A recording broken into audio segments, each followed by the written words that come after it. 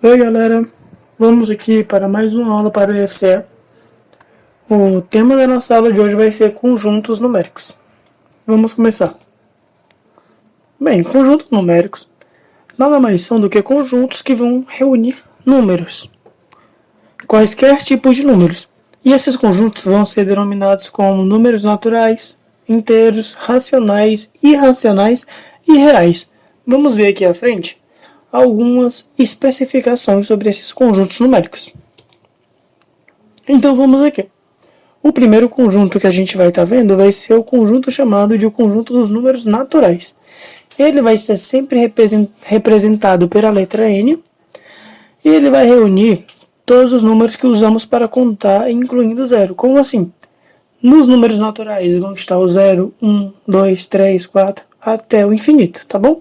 Só números sem vírgula. O outro conjunto vai ser o conjunto dos números inteiros. Ele vai ser representado pela letra Z. Ele vai ser um upgrade dos conjuntos naturais. Como assim? Nos naturais é só do 0 para cima. Os inteiros vai ser qualquer número que não tenha vírgula.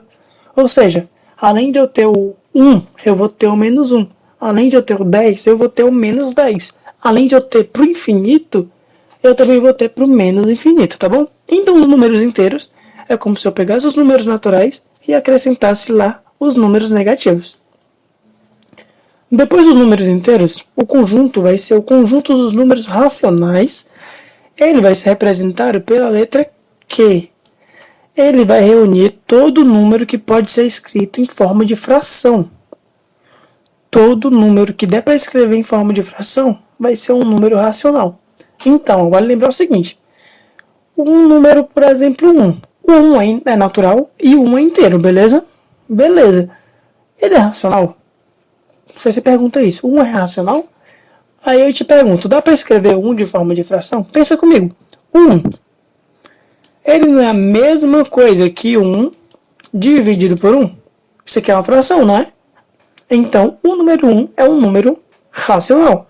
Significa que todo número natural é racional e todo número inteiro é racional também. Beleza, entendi que os naturais são todos os números positivos e o zero.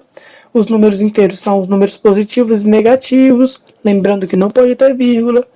E os racionais são todos os números que dá para escrever em forma de fração. Acabou por aí, Newton? Não. A gente vai ver o próximo conjunto, que vão ser os números irracionais. Esses números irracionais são aqueles conjuntos que não dá para escrever em forma de fração de forma alguma, e ele vai ser representado pela letra I. Quais são os exemplos desse número? Qualquer raiz quadrada que não for exata, por exemplo, raiz quadrada de 3 é irracional, raiz quadrada de 2 é irracional, raiz quadrada de 7 também é irracional.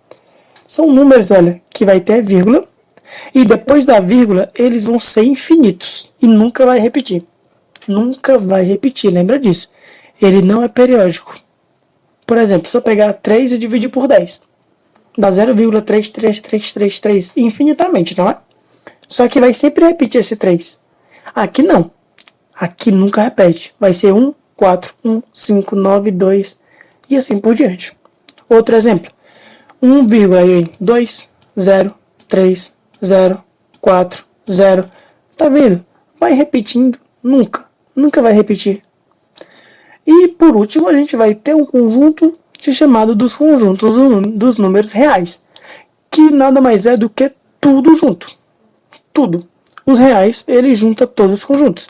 Então ele vai juntar os naturais, ele vai juntar os inteiros, ele vai juntar os racionais, os irracionais, e aí vai surgir os reais, que vai ser representado pela letra R. Ele junta todo mundo. Tá bom? Lembrando, o natural é o menor de todos. Aí depois do natural vem os inteiros. Aí depois dos inteiros vem os racionais. Só que aí tem esse I aqui, que vai ser os irracionais, que não se mistura com ninguém. E o R é como se fosse o pai de todo mundo. Tá bom? Vamos para o próximo slide. O próximo slide é sobre intervalos numéricos. Como assim intervalos numéricos? Bem, nada mais é do que eu pegar um conjunto numérico, só que pegar só uma parte. Por exemplo, sempre que eu vou formar um time de futsal, eu tenho quantos jogadores? 5. Eu posso ter mais do que isso? Não. Então aquilo vai ser um intervalo numérico para mim. Um intervalo que só vai ter 5 elementos. Então, vamos ver aqui os tipos de intervalos numéricos. Eu tenho um intervalo aberto de extremos. O que significa aberto de extremos? Significa que eu não vou me importar com aqueles que estão nas pontas. Como assim, Newton? Bem, se eu falo o seguinte, olha, eu quero os números que são maiores do que 2 e menores do que 6. Lembrando que esse sinalzinho aqui, pessoal, olha, esse sinal, ele funciona da seguinte forma. O número que tiver do lado da pontinha é menor e o número que tiver do lado dessa boquinha aqui, ele é maior. Então aqui, olha, o 2 está na pontinha, então o 2 é menor do que o x. Só que se a gente olhar para esse, o x está na pontinha. Significa que o x é menor do que 6. Bem, voltando para o que importa. O que isso aqui significa para mim, Newton? Significa que eu vou me importar, olha, eu vou deixar a bolinha branca, a bolinha aberta, tá vendo? Eu não vou querer nem 2, nem 6. Então eu só vou me importar com 3, com 4 e com 5. Só. Nesse caso aqui, ó, ele é fechado. O fechado vai ser o contrário disso aqui. Eu vou ter um sinalzinho de igual aqui embaixo. Ó. Menor ou igual. Significa que eu vou me importar com todo mundo. Eu vou me importar com 2, com 3, com 4, com 5 e com 6 também. Todo mundo eu estou me importando. E aí a gente também vai ter esse aberto à direita. Significa o quê? Que eu só não vou ligar para aquele que está na direita, que no caso aqui é quem? O 6. Então eu vou me importar com 2, com 3, com 4 e com o 5. O 6 eu não estou nem aí para ele. E tem o aberto à esquerda, que é justamente o contrário desse. Significa que eu não vou me importar com o 2. Então eu me importo com o 3, com o 4, com o 5 e com o 6. Uma maneira bem simples de explicar isso com essa parte de intervalos é essa, tá bom? Vamos para o próximo slide. E agora a gente vai falar das operações. As operações a gente já conhece, né? Que são soma, subtração, multiplicação, divisão, potenciação e radiciação. Isso aqui a gente já conhece. Soma, subtração, a gente já estuda isso desde o primeiro ano do fundamental. Então a gente vai se aprofundar em algumas propriedades das frações e da radiciação, que são algumas coisas que vocês podem ter dificuldades. A primeira propriedade que a gente vai olhar vai ser de frações e vai ser soma ou subtração. Todo mundo sabe, se eu estou somando fração ou subtraindo, eu tenho dois casos. Eu tenho o primeiro caso, que vai ser o mesmo denominador. O que eu faço quando é o mesmo denominador? Simples. Repete o denominador e opera com o numerador. Como assim, Newton? Vamos ver esse exemplozinho aqui. Ó. Nesse exemplo, o denominador é 4, nos três termos, então repete o 4. Então, ele vai ser 3 mais 2 menos 2. Só isso. Eu vou repetir o denominador e vou operar o numerador. 3 mais 2 dá 5, 5 menos 2 dá 3. Terminei. Simples assim. Só que aí também a gente tem o caso quando o denominador é diferente. Quando o denominador é diferente, a gente tem dois métodos, que tem esse método aqui do MMC e tem um método que eu vou ensinar para vocês agora, que é o método da borboleta. Como seria o método da borboleta? Vai ser o seguinte, olha, esse multiplica esse, ó. 3 vezes 3. Pronto. Aí esse aqui multiplica esse. 4 vezes 2. Pronto. E por último, os dois denominadores vão se multiplicar. 4 vezes 3. 3 vezes 3 dá 9. 4 vezes 2 dá 8. E 4 vezes 3 deu 12. Somando 9 mais 8 dá 17. Fica 17 dividido por 12. Newton, se eu calculasse o MMC, dava a mesma coisa? Dava. Vocês podem testar se quiserem, tá bom? Eu prefiro o método da borboleta porque é bem mais rápido. Vamos para o próximo slide. As outras operações que a gente vai ter com frações vai ser multiplicação e divisão. A multiplicação, como é que é? O de cima multiplica o de cima e o de baixo multiplica o de baixo. Só isso. Então a gente vai ter 3 vezes 4 dividido por 6 vezes 5. Somente. 3 vezes 4, 12. 6 vezes 5, 30. Eu posso simplificar em cima e embaixo por 6, né? Quando eu simplifico, fica 12 dividido por 6, que dá 2, e 30 dividido por 6, que dá 5. Pronto. Somente isso. Besta, né? Vamos ver agora aqui a parte da divisão. A divisão, pessoal, a gente vai acabar numa multiplicação. Mas como a gente vai acabar numa multiplicação? A gente vai fazer o seguinte, olha. Essa aqui a gente vai chamar de cima e essa aqui a gente vai chamar de baixo. O que é que eu vou fazer? Repete a que está em cima, olha, 3 sobre 4. E você vai multiplicar pelo inverso lá de baixo. Como assim o inverso? Aqui o 5 está em cima, né? O inverso, o 5 está embaixo e o 7 está em cima. Só isso, você inverte. Então, quando você faz isso, olha, fica 3 sobre 4 vezes 7 sobre 5. Aí virou uma multiplicação e novamente volta aquela regra. O de cima multiplica o de cima e o de baixo multiplica o de baixo. Fica 3 vezes 7 dividido por 4 vezes 5. 3 vezes 7, 21. 4 vezes 5, 20. Só isso. Agora vamos ver as raízes. Bem, aqui nesse slide vocês vão pausar e anotar essas raízes, tá bom? As que vocês quiserem, que são as raízes inteiras. Até 10.000. Vocês anotam que essas são as raízes inteiras. Vamos então agora para o próximo slide. Bem, pessoal, raízes grandes é uma dor de cabeça que a gente tem, né? Uma raiz 3.490, por exemplo, é muito grande. Como é que a gente vai fazer isso? Eu vou ensinar para vocês um método agora, tá bom? Vamos lá para o método para resolver raízes de números grandes. Mas são números, olha, até no máximo 10.000. Se o número for menor do que 10.000, isso aqui vai funcionar. Vamos lá. Bem, galera, a primeira coisa que vocês têm que fazer é que vocês têm que ter na mente de vocês essas raízes, que são as raízes inteiras de 1 até a raiz de 100. Beleza? Segundo passo. Olha, a gente vai saber que essa raiz vai ter 2 dígitos, tá bom? E além disso, a gente vai fazer, a gente olha para a unidade. A unidade aqui é 9, certo? Vamos observar aqui nas raízes e ver quais delas tem o 9 na unidade. No caso, olha, a gente tem a raiz quadrada de 9, que a unidade é 9, e também tem a raiz quadrada de 49, que a raiz também vai, que a raiz é 7. Como é que eu faço agora, Newton? Faz o seguinte, aqui a raiz quadrada de 9, a raiz é 3, certo? Então aqui eu vou colocar 3. Só que eu tenho outra opção, que é 49, que a raiz é 7. Então eu boto aqui o traço e boto 7.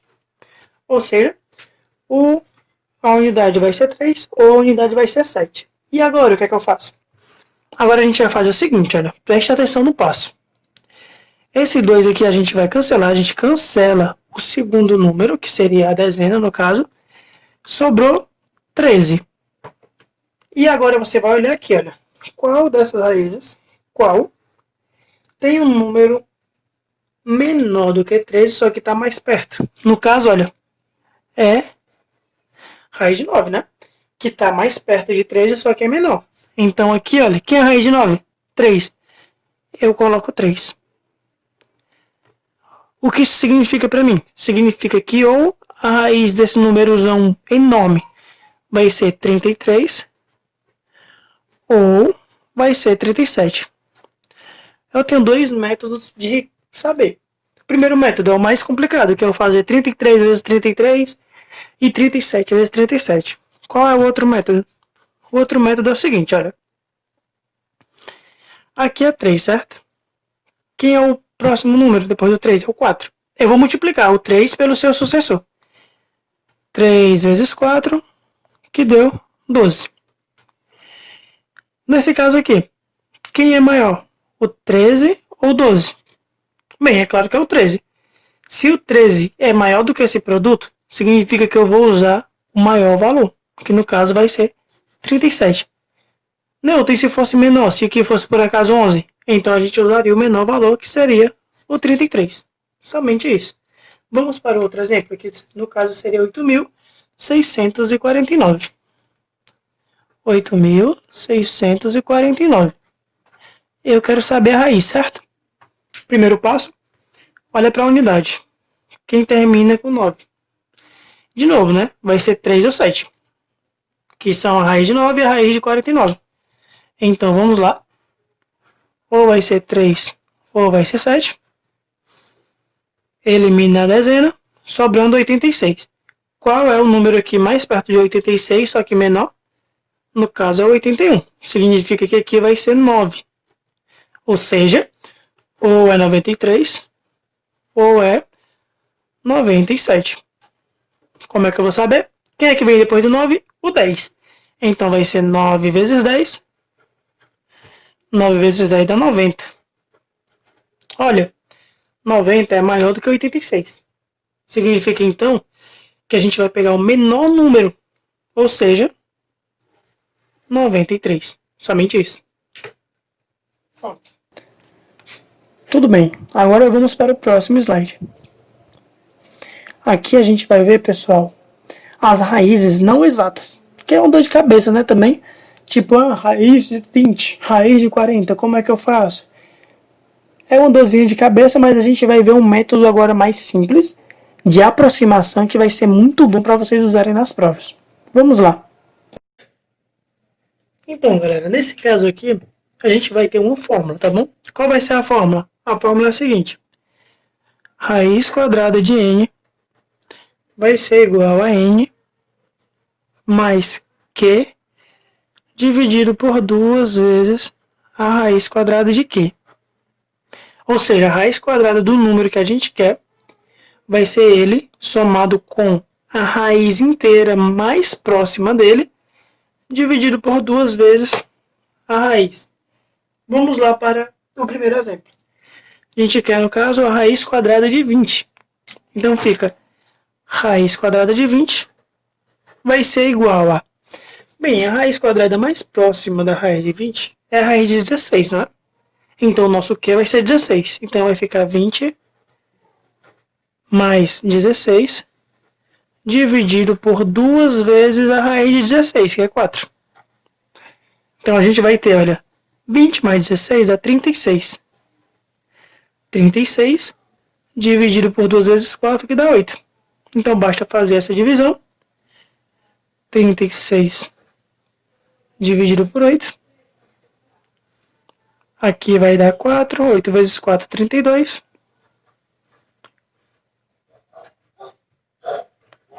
Vírgula, né? E aqui vai ser 5. 8 vezes 5, 40. Ou seja, podemos dizer que a raiz quadrada de 20 é aproximadamente 4,5. Esse outro número que vai ser a raiz quadrada de 40, eu vou deixar como exercício para vocês, tá bom? Usando essa fórmula. Beleza. Agora vamos para os nossos exercícios. Eu vou ler a questão. Newton e Maria são os pais de Fernando. A família quer viajar nas férias de julho. Newton conseguiu tirar suas férias na escola de 1 a 30. Maria obteve licença do escritório de 7 a 20. As férias de ano na escola vão de 2 a 22. A família poderá viajar sem faltar às suas obrigações por quantos dias? Vamos lá para a resolução. Bem, galera, para essa questão a gente vai ter que usar os nossos conceitos de intervalo. Como assim? Eu vou fazer aqui o intervalo do Newton, tá bom? O Newton, ele vai poder viajar entre os dias 1 e 30. Então aqui ele pode viajar do dia 1 até o dia 30. Esse aqui é o Newton, tá? Vou colocar a letra N. A Maria, ela só pode viajar entre o dia 7 e o dia 20. Então aqui ela vai ter a linha dela também, tá bom? O intervalo dela. Só que ela só pode ir do dia 7 até o dia 20. Que é a Maria. E aí a filha dele, no caso o filho, né? Só vai poder do dia 2 até o dia 22. Então aqui a Ana só pode do dia 2 até o dia 22. E eu quero saber quando é que todos eles podem viajar. Bem, aqui é simples. Por que é simples? Bem, aqui quais vão ser os dias que eles vão poder viajar ao mesmo tempo? Basta eu traçar uma reta aqui das datas. Por exemplo, no dia 1, eu tracei uma reta. No dia 2, também vou traçar uma reta. No dia 7, eu vou traçar outra reta. Dia 20, mais uma reta. 22 e 30. E eu vou observar o seguinte, olha. Qual é o intervalo aqui, maior intervalo, sem nenhuma reta entre eles? Vai ser justamente, olha, entre o dia 7 e o dia 20. Só isso. Eles podem viajar do dia 7 até o dia 20 tranquilamente. Ou seja, eles vão ter 13 dias para viajar. Somente isso. Beleza, vamos para o próximo slide. Esse exercício fala o seguinte. Para x igual a 2,52, y igual a 4,61 e z igual a 70 dividido por 30, vamos ter que encontrar o item certo, tá bom? Vamos lá para a resolução. Bem, nessa questão, a gente já tem dois números na sua forma decimal, que seriam x igual a 2,52, y igual a 4,61, e no caso z, vai ser 70 dividido por 30. Basta então transformar esse 70 dividido por 30 em um número decimal. Vamos lá. Primeiramente, eu posso cortar os zeros. Assim eu vou ter 7 dividido por 3. Então aqui eu posso fazer essa divisão. 7 dividido por 3 vai dar 2, que vai dar 6, 1, né? Então eu coloco aqui, fica 10. E aqui eu coloco uma vírgula. No caso é 2,333, né? Por quê? 10 dividido por 3 é 0,33333 infinitamente. Então, no caso, olha, a gente pode separar quem é o maior. No caso, vamos pegar o menor de todos. O menor de todos é 2,33, né? Eu vou resumir esse número todo em 2,33. Depois, maior do que ele é o 2,52. Quem é maior do que ele? 4,61. Esse aqui é o Z. O Z vai ser menor do que o X, que vai ser menor do que o Y. Novamente, algo muito simples, algo muito rápido de ser feito. Show! Vamos para o próximo exercício. Vamos ler a questão. Sobre o número racional R igual a esse número aqui, tá bom? É correto afirmar o quê? A gente tem que saber o resultado. E eu quero, olha, em fração.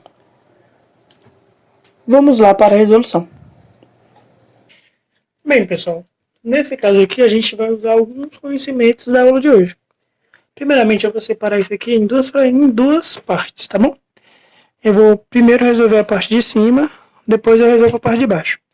Eu vou usar aqui, olha, resolver essa parte aqui, vai ficar 1/2 mais 1/3.